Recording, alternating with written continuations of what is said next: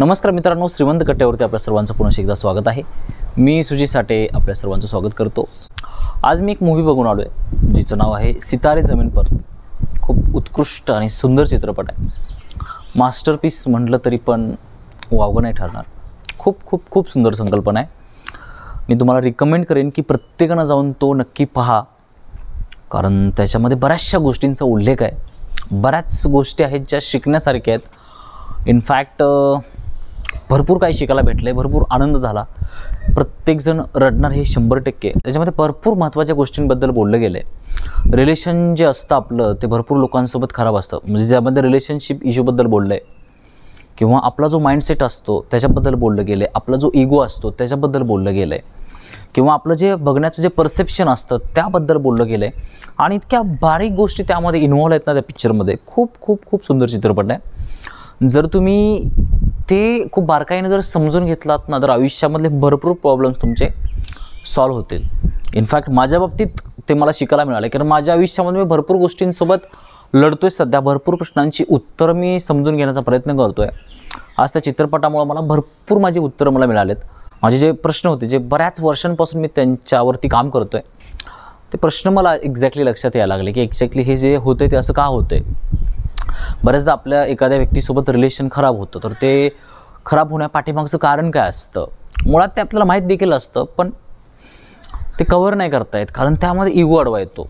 आपण जरी नम्रतेने माफी मागितली तर समोरचा आपल्याला माफ करेल का हे शक्य नसतं। तो मग त्याचा जर इगो हाय लेवलला असेल, जर त्याच्यामध्ये जर ती माफ करण्याची भावना नसेल, किंवा आपल्या माफी मागण्यात जर त्याचा इगो वाढत असेल, तर मग ते रिलेशन कधी सॉल्व नाही होत। आणि बऱ्याचशा गोष्टी आहेत ज्यावरती आणखी देखील माझं काम चालू आहे। म्हणजे मला वाटायचं की माझ्याच आयुष्यामध्ये हे प्रॉब्लेम्स आहेत का। म्हणजे माझं कसं माहिती आहे का, मी गोष्टींना सोडताना जास्त विचार नाही करत। जर एखादी गोष्ट मला आवडली नाही किंवा जर थोडीशी विपरीत वाटली ना, तर मी लगेच सोडत असतो तिला। म्हणजे विचार करतो ती सोडण्याच्या अगोदर, पण ज्यावेळेस सोडतो ना त्यावेळेस मग जास्त विचार नाही करत। आणि अशा भरपूर गोष्टी सुटल्यात माझ्या आयुष्यामध्ये। आणि सोडल्यानंतर बऱ्याचदा आपल्याला तो बॅक ऑफ द माइंड विचार येतो देखील की हे जे मी करतोय ते योग्य आहे का।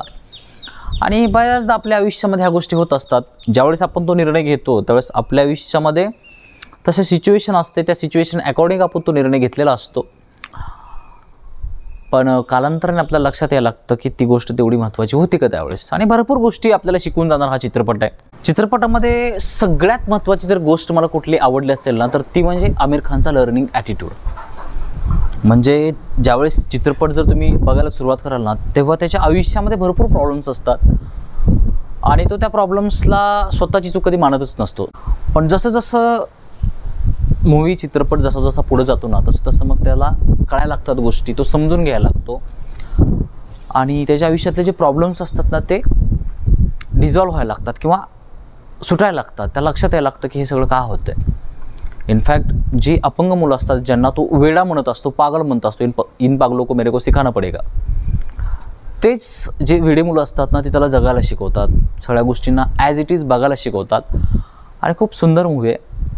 म्हणजे ज्या व्यक्तीचा लर्निंग ॲटिट्यूड आहे, ज्या व्यक्तीला ॲक्च्युअलमध्ये आयुष्यामध्ये शिकायचं आहे, ग्रो करायचं आहे, ज्याला आपल्या आयुष्याचे जे प्रॉब्लेम्स आहेत ते सॉल्व्ह करायचे आहेत, बेटर बनवायचे स्वतःच्या आयुष्याला, त्यांच्यासाठी हा जो चित्रपट आहे ना, हा खूप खूप खूप भारी चित्रपट आहे।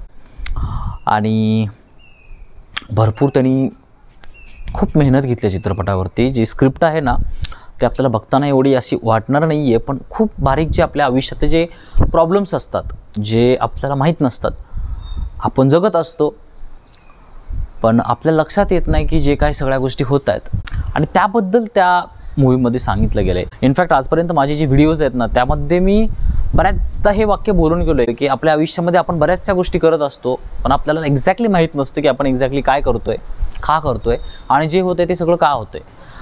आणि आपण ह्या सगळ्या गोष्टी अनकॉन्शियसली सगळ्या गोष्टी करत असतो, कारण आपला जो माइंडसेट बनलेला असतो किंवा ज्या गोष्टी आपण शिकलेलो असतो त्या गोष्टीनुसार आपण काम करत असतो, निर्णय घेत असतो। मग ते योग्य की अयोग्य ह्या गोष्टीचा आपण जास्त विचार नाही करत, पण जे आपण पेरलेलं असतं ना, ते कालांतराने आपल्या लक्षात यायला लागतं।